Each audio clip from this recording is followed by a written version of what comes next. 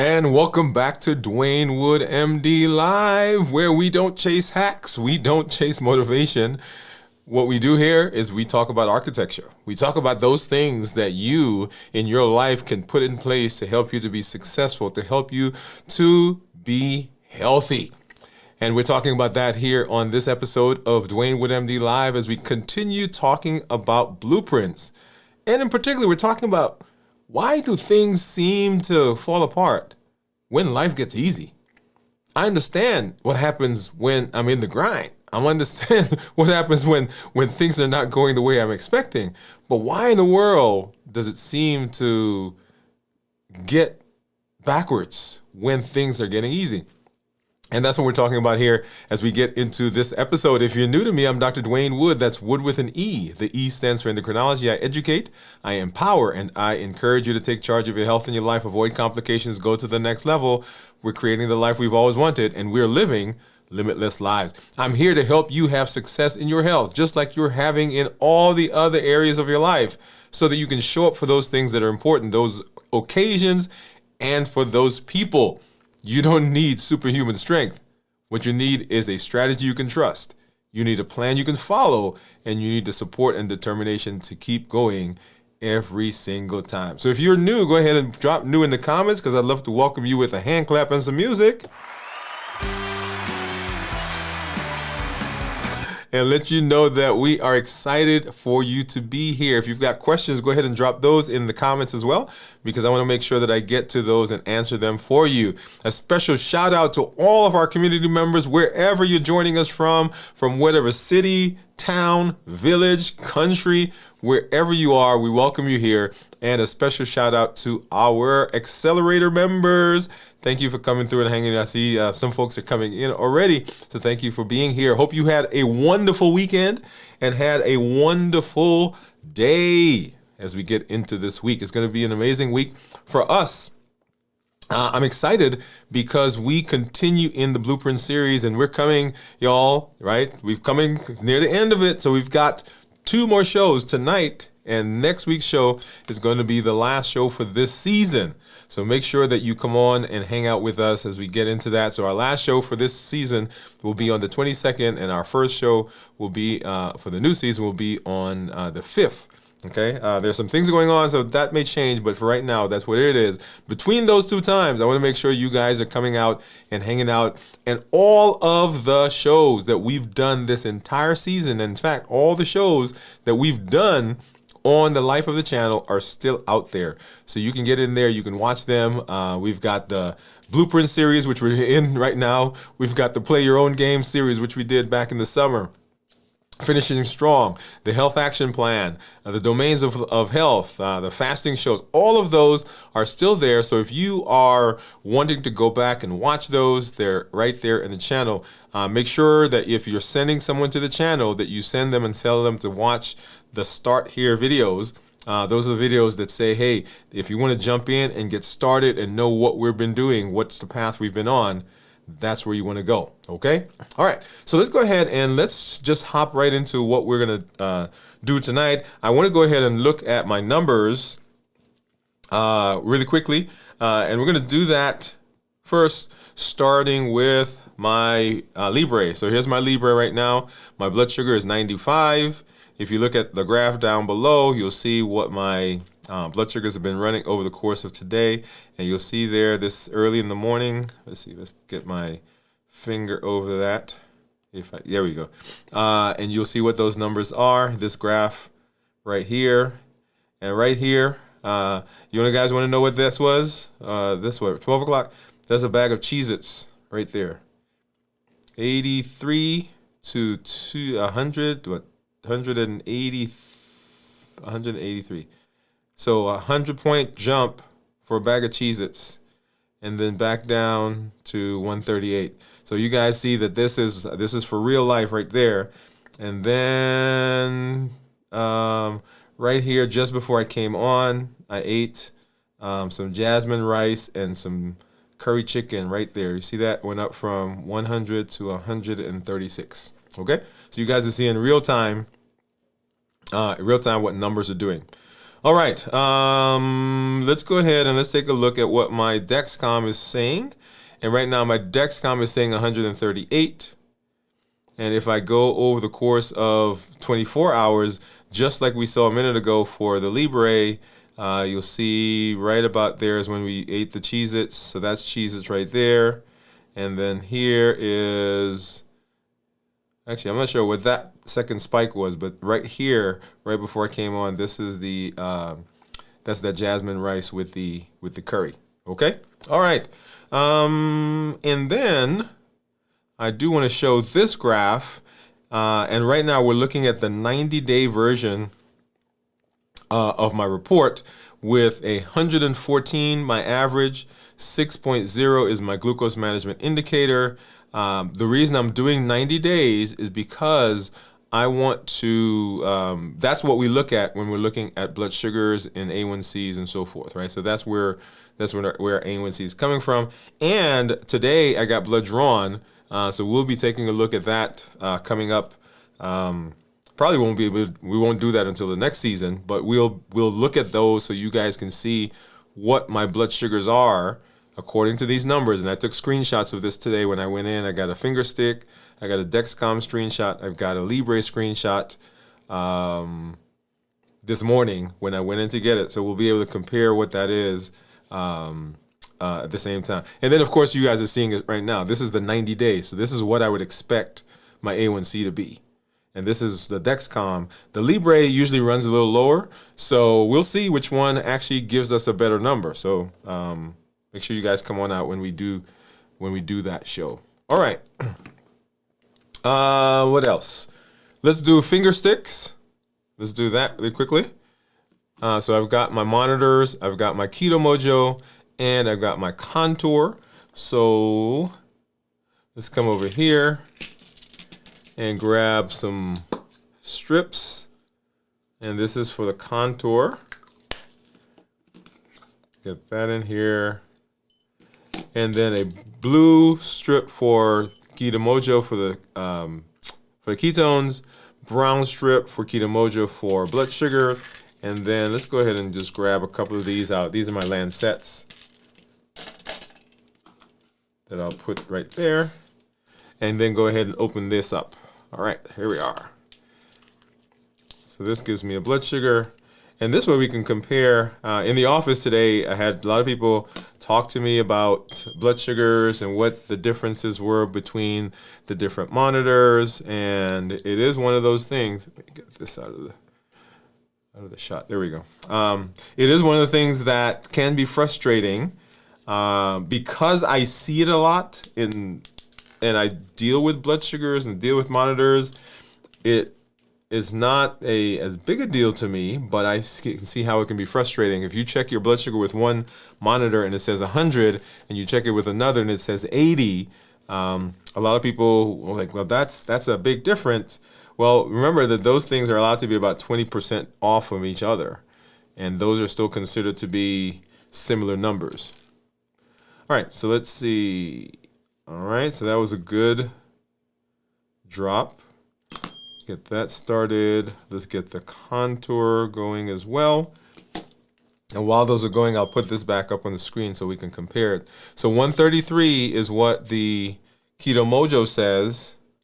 The Dexcom says 136. The Contour says 136. Sorry, Dexcom says 136.5. Contour says 136. Keto Mojo says 33. And then the odd man out right now is the Libre, because the Libre says 93. Okay. And then let's go ahead and we're going to get another drop here because I want to do my ketones. Get that out. And what do you think my ketones are, by the way? What do you think my ketones are going to be? Get that off the screen. Get that one going. Okay. And 7, 6, 5, 4, 3, 2, and 1. So 0.1. Look at that. Okay. I expected it to be low. Okay. Well, so things that are lower than 0.5 considered normal, 0.5 to 1.5 considered nutritional ketosis, and then above that, therapeutic ketosis. Come on back as we do our shows during the rest of the week, and you'll see the fasting aspect of what we do. We're not talking about fasting tonight, but just wanted to always make sure that we're looking at those numbers so that you are seeing these numbers in real time. Okay, so that's one of the reasons I do these, so that you know what those numbers are and what they can mean, and hopefully that encourages you to check your numbers. All right, so having said that, let's go ahead, and I want to get over and say hello to our community members. Let's see, where are we? Community members. All right, so I see Jennifer. Jennifer was the first one in. What's up, Jennifer? She says, howdy all. So what's going on, Jennifer? Hopefully you're having a good time. Ooh, what's the temperature out there, by the way? Ooh, we're a little cold down here, but I'm sure not as cold as you are. Gian says, hi, Doctor. Hi, LLG. Hi, Jennifer. Cornelia, what is going on? She said, hello, Dr. Jennifer, Gian, LLG. Thank you guys for coming through. Gian says, hi, sis. Hi, sis, how are you doing? Hey, sis, I'm doing well, and you? So just love this. Everybody's just talking and greeting each other. Gian is asking, how's your dad? Let's see. We don't. Okay. So Gian. Praise God, he's stable. So Cornelius reporting. Thank you for letting us know. Gian smiling. Let's see. And so Gian says, "Wow, 0.1. Yeah, 0.1. So and I'm not even fasting. I didn't fast since several days ago. And so Gian is just reporting that it is her 16th week, by the way, of fasting. I plan to do a 72-hour fast. So Gian, thank you for, let me give you a hand clap for that. So we haven't gotten into our fast for this week yet, but come on by as we go through the rest of the week, and you guys will get to see that. So if you have been dabbling in fasting, if you have been interested in fasting, if you wondered whether you should fast, come join us as we go through this week. It's going to be an amazing week. Like I said, this is not a fasting show. We do those as we go through the week, right? We do quite a bit of fasting shows. All right, so let's go ahead and we're going to hop into our discussion. But first, let's go ahead and listen to our Move campaign. Let's do that right now.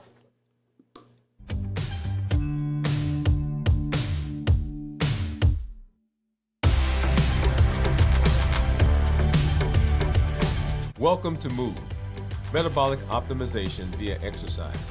This isn't just about workouts. It's about moving your body, moving your habits, and moving your life forward. Each episode builds consistency, strength, and resilience step by step. I'm Dr. Dwain Woode, and together we're writing the story of health, transformation, and limitless living. This is Move. Let's get started.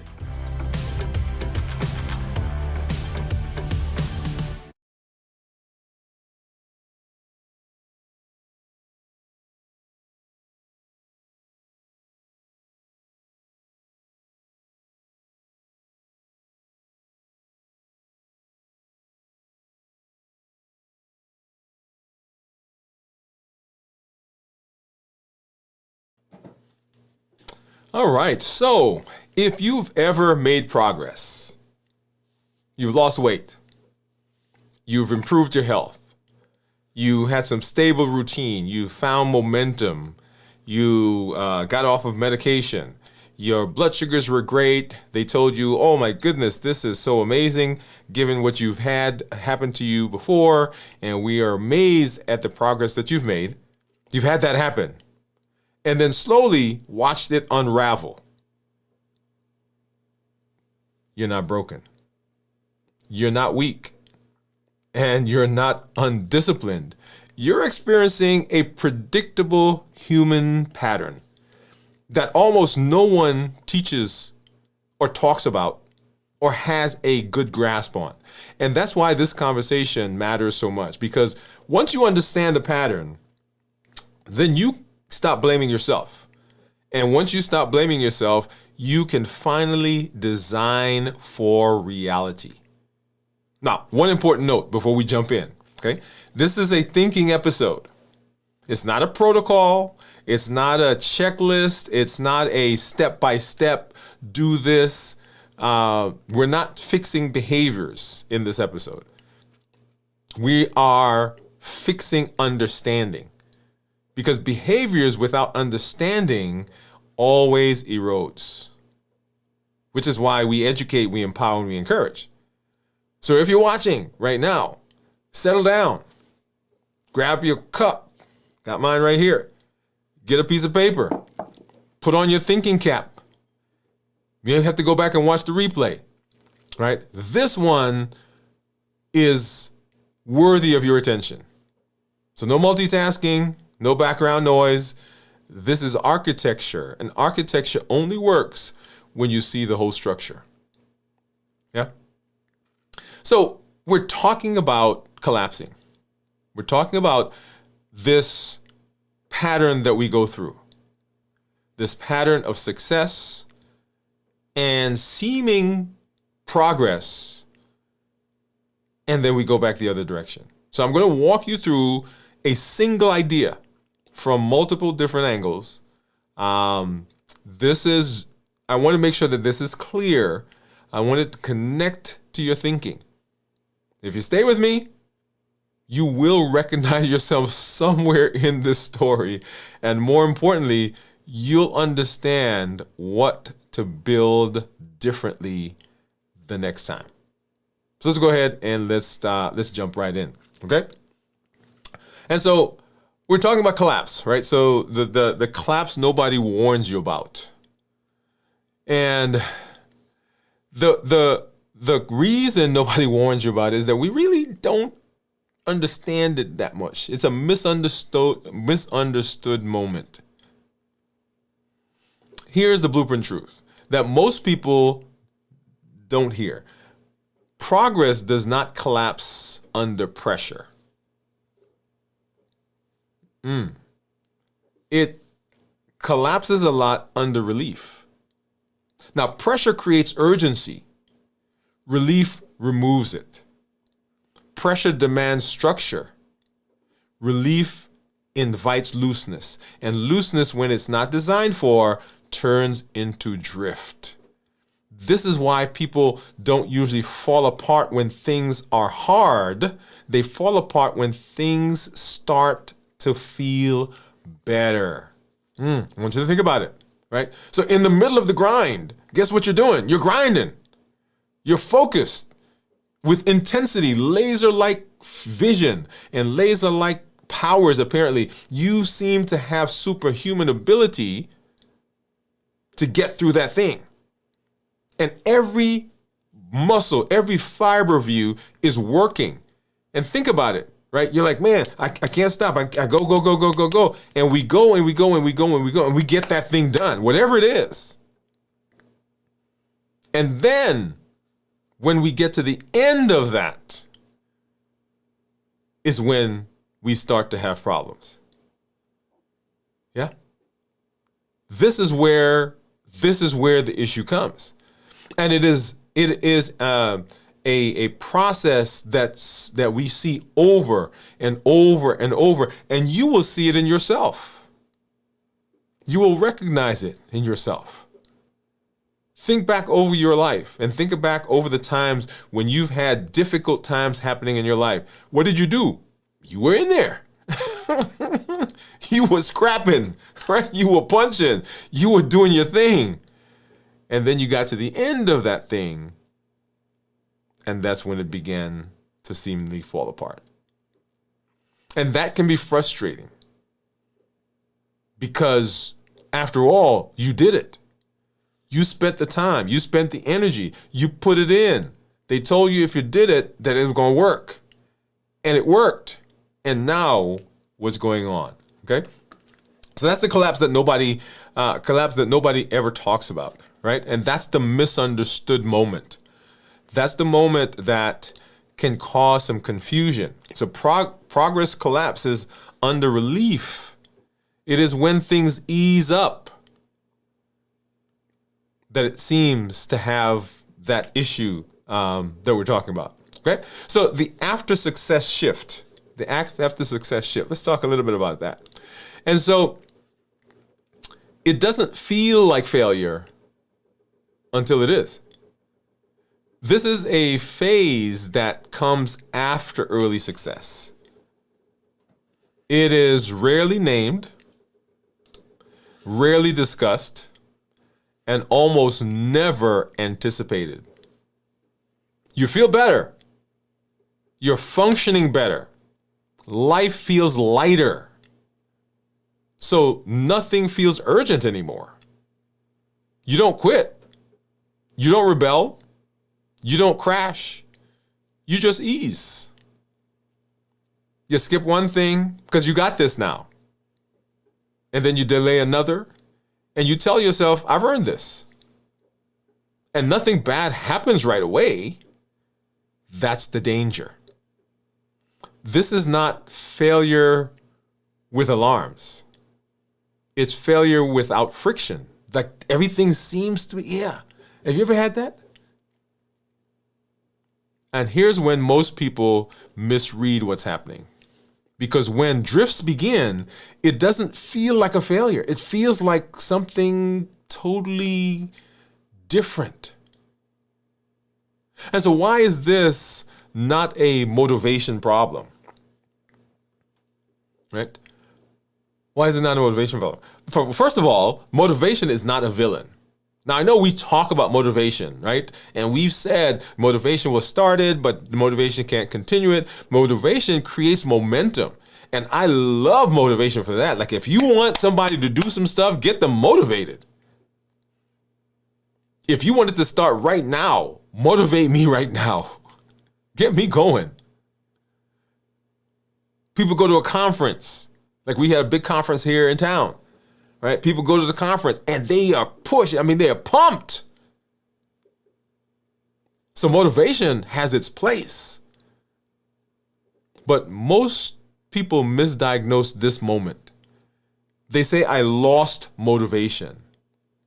But motivation didn't leave you. It did its job. Motivation is designed to start the movement. It is designed to get you going, but it's not designed to sustain the system. In fact, motivation often creates vulnerability. Because when motivation works, it convinces you that effort is no longer required. Because man, for all these years, I've been trying to do this, and I went to that one conference, or I learned that one thing, and I did this one thing, I met that one person, and look at me now, I'm going. So I don't need effort anymore because I'm pumped up. And effort feels optional right before structure disappears.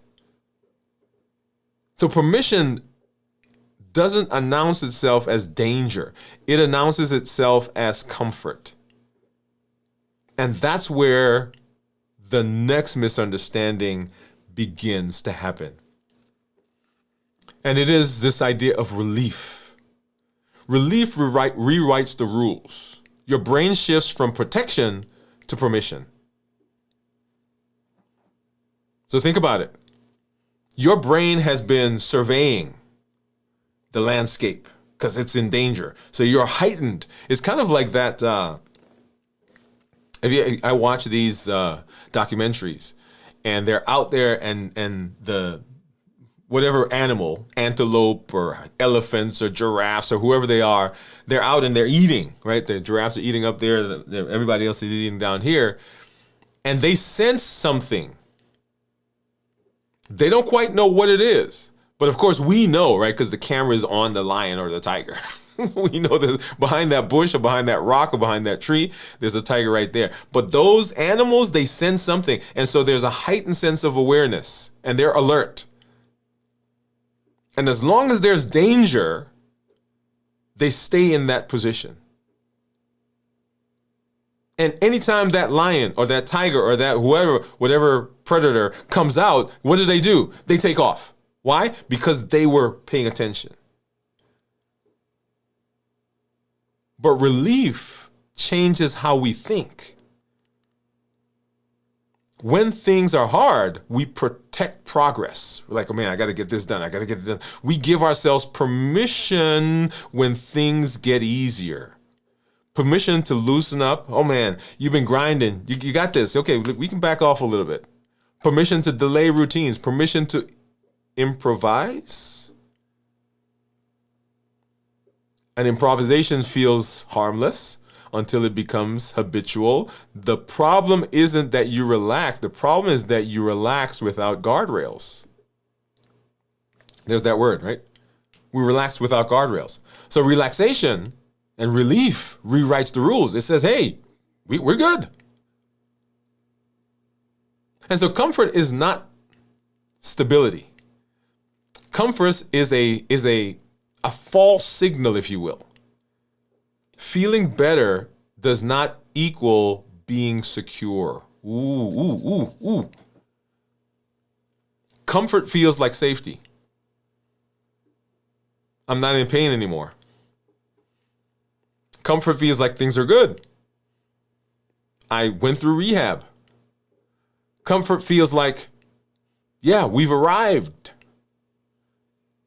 I've lost the weight. But comfort is not stability. Stability is designed. Comfort is temporary because something else can come up. Comfort tells you you can stop paying attention. Back to those animals, right? You know what happens? Yeah, that lion, and they, okay, yeah, we got away. And if they're not careful, what happens? They lose the sense of awareness. Stability says you don't have to panic, but you still have to maintain. That's stability. Comfort says, hey, it's all right now. We got it. Most people mistake one for the other, and that mistake is expensive. So if comfort can't be trusted as a signal, the question then becomes, what actually keeps progress stable? And one of the blueprint principles is this: structure protects progress. You know we were coming there, right? Structure protects progress even and especially on easy days. Yeah. When things are good, when you're excited, when things are going well, when things seem to be flowing. So here's the central principle that I want you to get. Structure protects progress. Structure protects progress.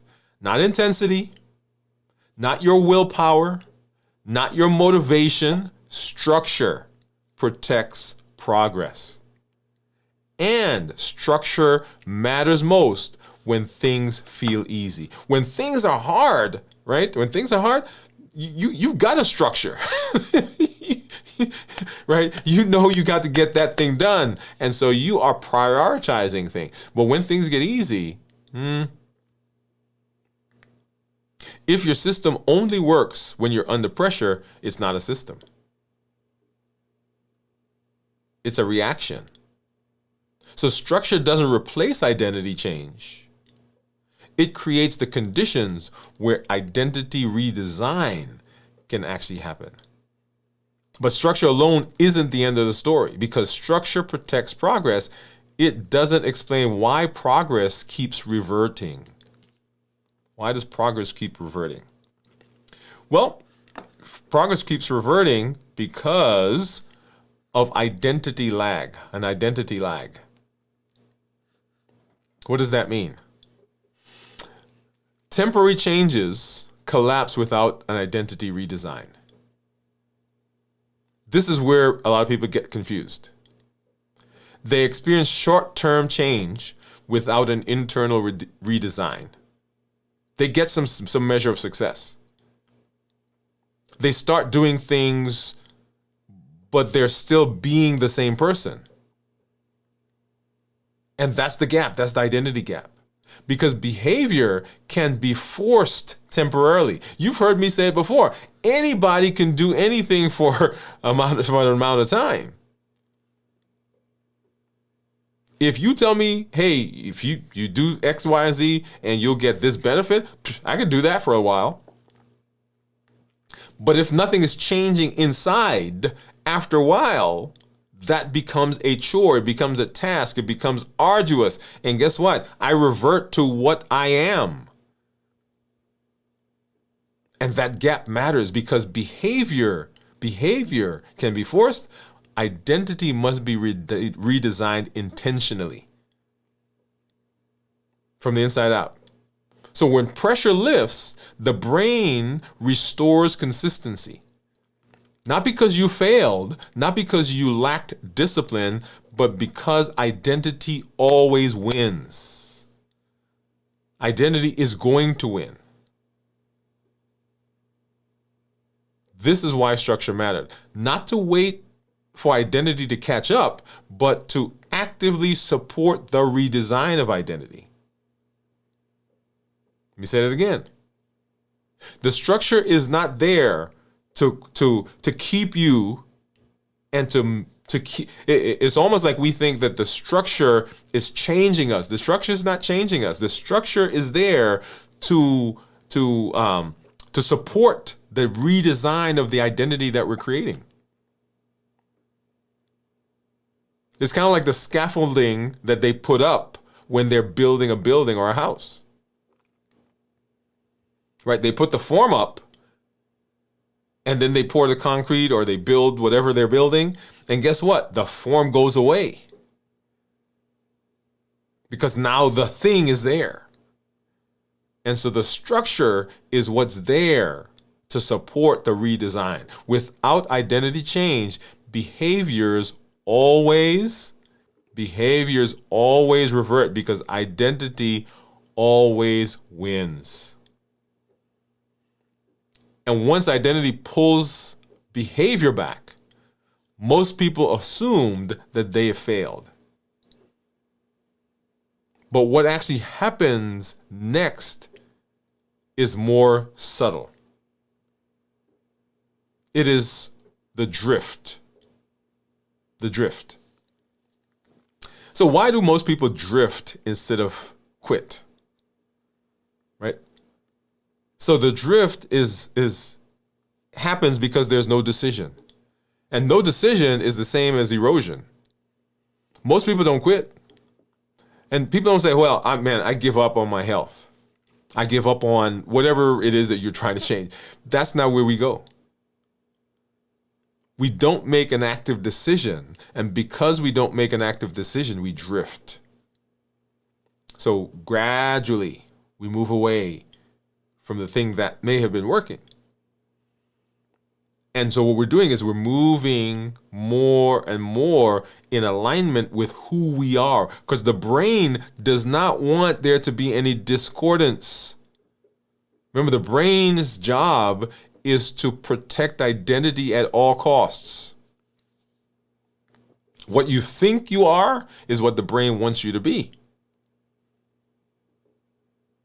And so if you are believing in a particular way, then all the things that you are trying to do, the brain is not going to let that be successful.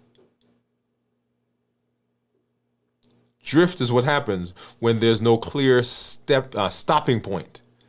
No dramatic failure, no defining moment, just a slow loosening that feels reasonable in the moment. After all, I'm not where I was. Can't tell you how many times I hear that. Well, at least my A1C is not 14. Yeah. At least my blood sugar is not 500. But a slow drift back that feels reasonable in the moment. That's why drift is dangerous. It doesn't trigger an alarm. You guys know I'm a sci-fi superhero comic person. And there's an episode of the Justice League. Flash is really fast, right? And they had this force field. And he was throwing all these things at the force field. And the faster he threw through them, the more the force field held. And then he realized, he was like, wait a minute, the faster I throw this thing. So what he did was he slowed it down and he just lobbed it over there. And guess what? Because it was going so slow, it got through the force field. And that's what happens. Because there's no big alarm, there's no big force field that goes up. It's just a gradual, slow moving in a direction. And your body, your brain, there's no alarm that goes off. And before we know it, it's 3 months down the road, it's 5 months down the road, it's a year, 2 years, 3 years down the road. He's like, oh my goodness, what happened? Well, we drifted. Which raises a deeper question. Not why do people drift, but when does progress really get tested? So the real test actually doesn't come on the hard day.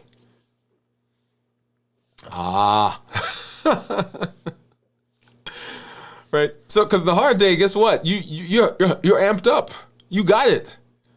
You got the power. You got the motivation. You got the desire. You're aware. Cortisol is flowing, and all of the surveilling antenna are up.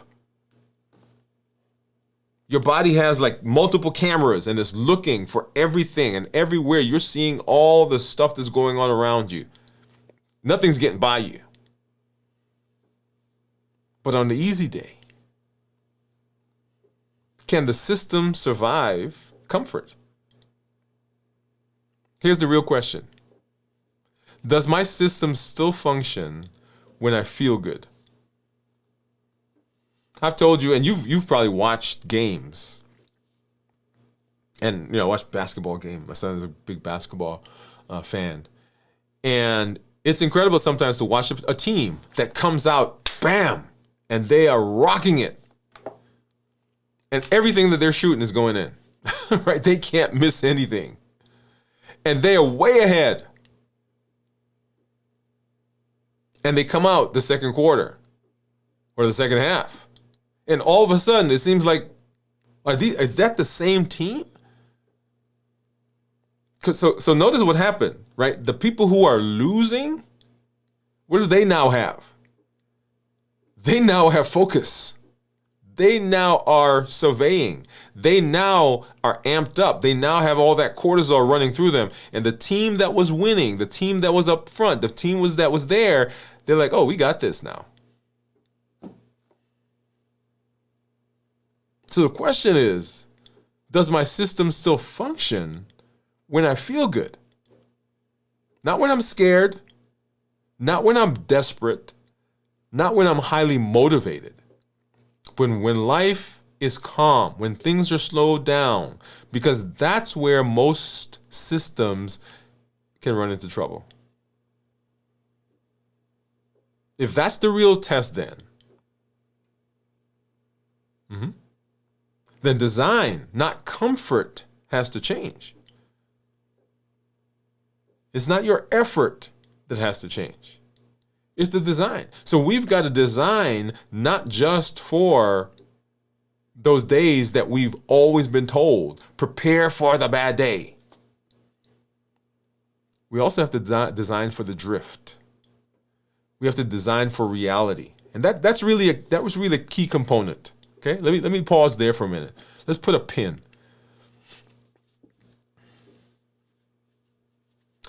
A lot of times when we're looking, and once again, I put my hands up. When we're planning, we plan for the perfect. I remember we were coming up with a budget early on in my marriage.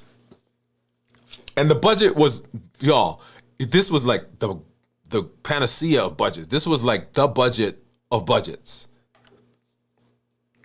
Every single category was taken care of. We had money for this. We got the money for that. We got it in the envelope. You guys know what I'm talking about, right? And so everything was boom, there. But you know what we didn't plan for? We didn't plan for stuff not to work out like we planned.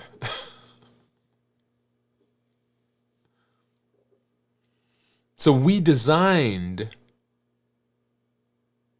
for the perfect situation. We did not design for reality. And as you know, reality doesn't care what you designed for. It's coming. It's doing its thing.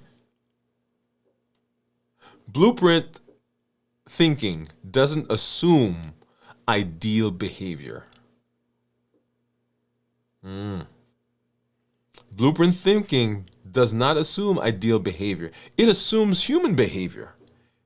It assumes life, which means that people relax, people forget, people improvise, not because they are bad people, not because they don't care, but life is happening, y'all.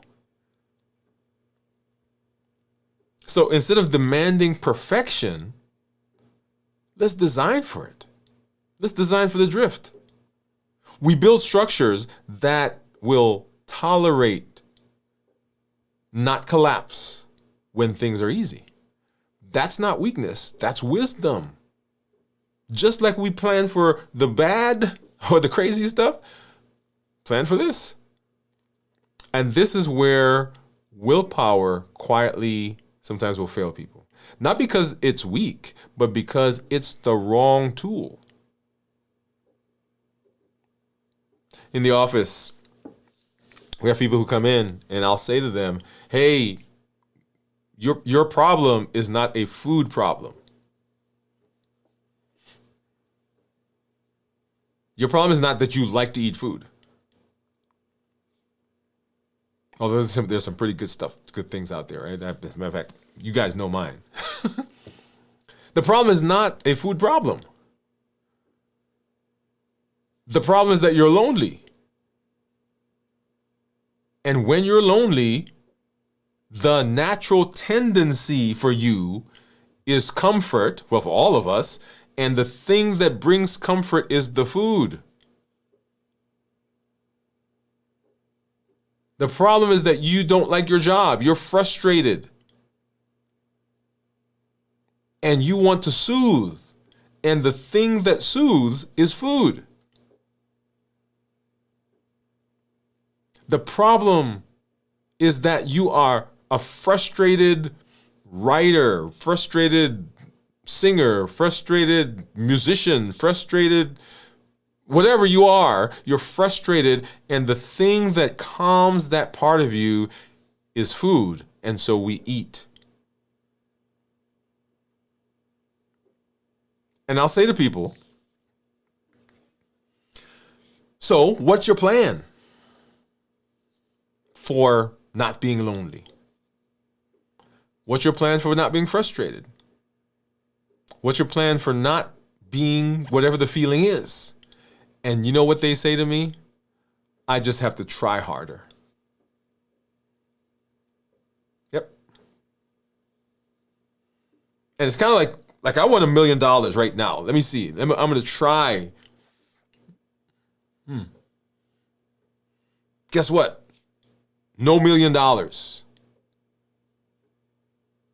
Because my trying harder is not the answer. So instead of trying harder, let's ask a different question. Why is willpower the wrong tool? Willpower is too expensive. It runs out right when you stop noticing. When the threat is obvious, but drift doesn't feel like a threat.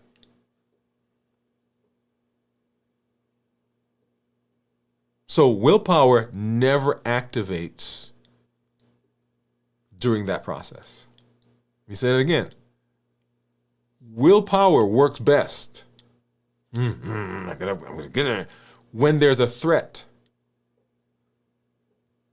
Because I'm going to push through this. I'm going to make it through. I'm going to hold on for dear life. I'm getting through this because you perceive a threat. Your brain, your body perceives a threat. But when there's no threat, there's no need for willpower. So willpower never comes to your rescue. You know what does? Structure does. That's why I tell people, what are your guardrails? What are the guardrails? What are the things that are around you that when you bounce into them is going to say to you, hey, you've gone too far?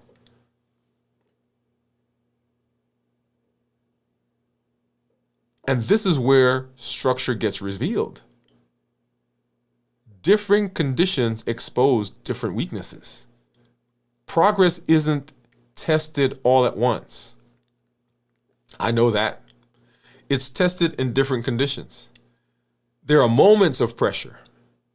There are moments of relief, moments of routine, moments of disruption. And each condition reveals something different about the structure that you've created, the structure you've built. The mistake that we make is we judge our progress by the effort that's required. If I don't have to put any effort, then I've made it. But effort isn't the real question. The real question is, does your structure hold when the conditions change? Does your structure hold? Whatever the condition is. And it can be going from a bad situation to a good situation. So do you know? So regulation, emotional regulation. For a lot of people, it doesn't matter what the emotion is. Because we've not learned how to deal with the emotion. We've not learned how to deal with the emotions that come up. So you could be happy, like you just seen all of your favorite people. You just had an amazing trip. You've had a tremendous time, and you go home and you're so full of emotion. And because we've not learned how to deal with emotion, guess what we do? To settle the emotions, what do? We eat. Come on, I'm putting my hand up. So it's not that emotion was bad or a negative emotion, it's that we've not learned how to regulate our emotions. And that's one of the big things that we find as we are in our modern society, that we have not learned. We don't learn how to regulate ourselves.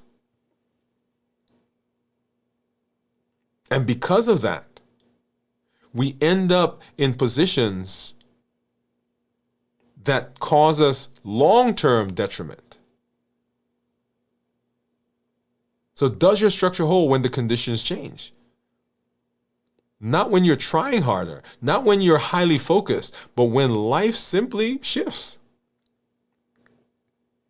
That's where the system speaks. And when you see that clearly, everything that we've talked about collapses into one truth. And know what that one truth is? That you have to design also for days when things feel easy. If you don't remember anything else, remember that. Progress doesn't fail because you stop caring. Like I have not run into I shouldn't say, I was going to say ever. But it is the rare person that I run into that says to me, like, I don't care about my health. I don't see that. But yet everything around us, everybody around us, the system around us is trying to convince us that we don't care. Like, if you cared enough, if you believed enough, right? What do you mean? Are you telling me that I want to have a heart attack? That I want to have bad kidneys? That I want to have neuropathy?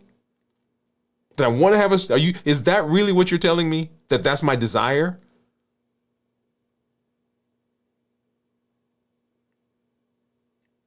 So it's not that people don't care. Progress fails because the structure was never designed for the changes that happen. We've preached so much, hey, prepare for the bad days, that we forget to talk to people about, hey, what about when you're having some successes? What are the things that you put in place to help you maintain the success? You want to build for those days as well. When things feel easy, when the drift can happen, that's where sustainability lives. Yeah. So we want you to think architecture over effort. Understanding changes everything. That's the blueprint. Not a tactic, not a rule, but a way of seeing what's been happening to you all along. And once you see it, this is the good part right here. Once you see it, you can't unsee it. Once you see it, you can't unsee it. It's happening. It's right there.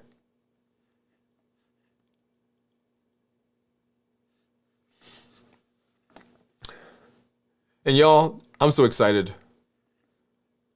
Blueprint. Where does drift show up? Yeah, we're not judging. I want you to leave with a simple reflection, not an assignment, not a challenge, just an awareness. Where do things start to loosen once you feel better? Not dramatically, quietly. That's not a flaw. That is information. And when you understand this, it makes a world of difference. Make sure you join us as we continue our Blueprint series. We'll see you at the next episode. All right? Take care.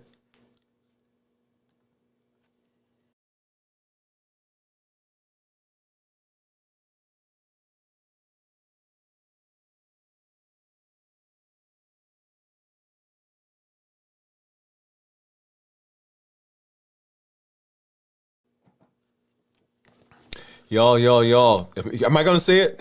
You know I'm going to say it, right? This right here is one of my favorite conversations. And every time I was making a point, I was like, okay, I could have spent an hour talking about that particular point.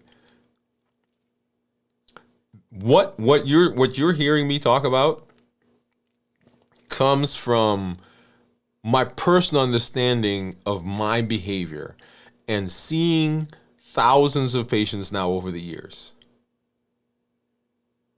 And understanding that most of us aren't struggling with the disease because of the disease. We're struggling with this disease because of the surroundings.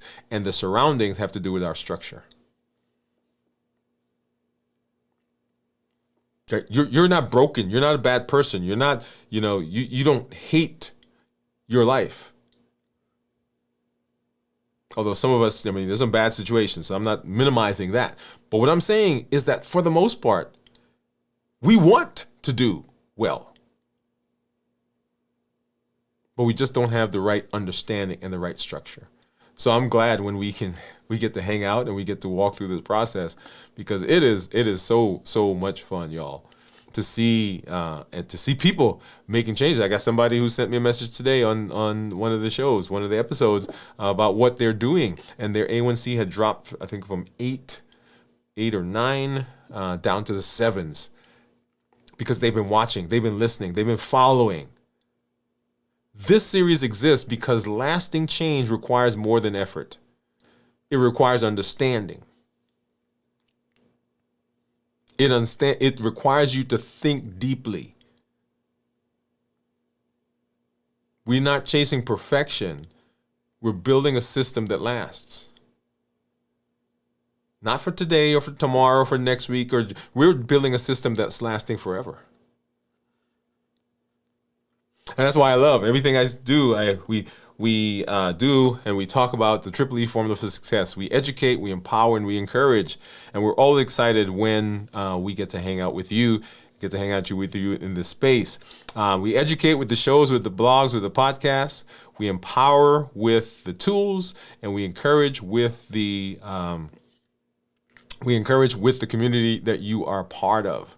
One of the things that you'll see on our channel and on the website soon is we're going to be starting a an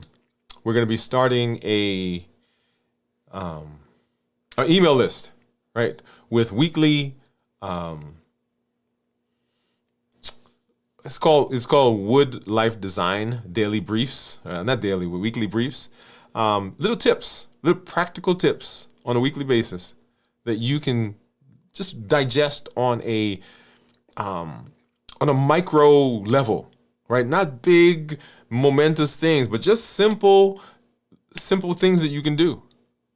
Simple changes that you can make, because that's where lasting change happens. It's not the big, grandiose things that we do. It's the micro adjustments that happen on a daily basis. And when we can do that, and we are reminded of that, then we see that we are heading in the direction that we need to go. So keep an eye out for that. That'll be showing up on our website. You can sign up for that. Like I said, it's a weekly thing that will come out. That's going to be launching later this week, actually. Okay, so it's not. We're not waiting until the new year, and I want to emphasize that to our community. You're not a New Year resolutions group, right? We're not waiting until then to start. That's where we've been laying the foundations so that you understand when January 1 comes, we're ahead of the game. The rest of the world can on January 1 start doing what they think they're going to do. But we've been heading in that direction the whole time. Right? You have the platform, you have the knowledge, you have the understanding, you have the tools. And now it's just a matter of taking those tools and running with them. So invite your family, invite your friends. As we get into the new year, I want you guys to be ambassadors. I want you guys to be the voice for the changes that you're seeing in your personal lives. Let everybody know that this is what's going on. This is what I'm doing. Don't keep it to yourself. And when you do that, man, we get so much benefit. Hey, y'all, join us as we move through the rest of the week. We'll be doing our fasting starting tomorrow, and of course all of our check-ins throughout the week. And then on Friday we'll be doing our complete review of fasting, how to prepare for the fast, how to get through the fast, and then of course how to end that fast successfully. So make sure you come on through and hang out with us as we go through the rest of the week. And our community members will have that link up for you here in just a little while so that we can meet up after the show. Hey, y'all. Thank you for coming through. This is Dr. Dwain Woode. That's Woode with an E. The E stands for endocrinology. Here I educate, I empower, and I encourage you to take charge of your health and your life, avoid complications, go to the next level. We're creating the life we've always wanted, and we are living limitless lives. Remember, I'm here to help you have success in your health, just like you're having in all the other areas of your life. You don't need a superhuman strength. You need a strategy you can trust. You need a plan you can follow, and you need the support and determination to keep showing up so you can be there for those important things in your life, your family, your friends, your community, and for those dreams that you've been pouring into. Thank you for coming through. Let's go ahead and we'll take a listen to our Move campaign, and then we'll be out of here. Good night, everybody.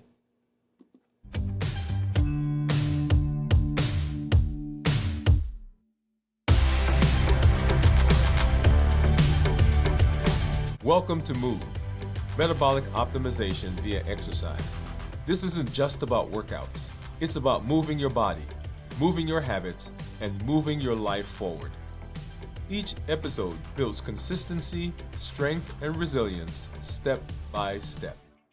I'm Dr. Dwain Woode, and together we're writing the story of health, transformation, and limitless living. This is Move.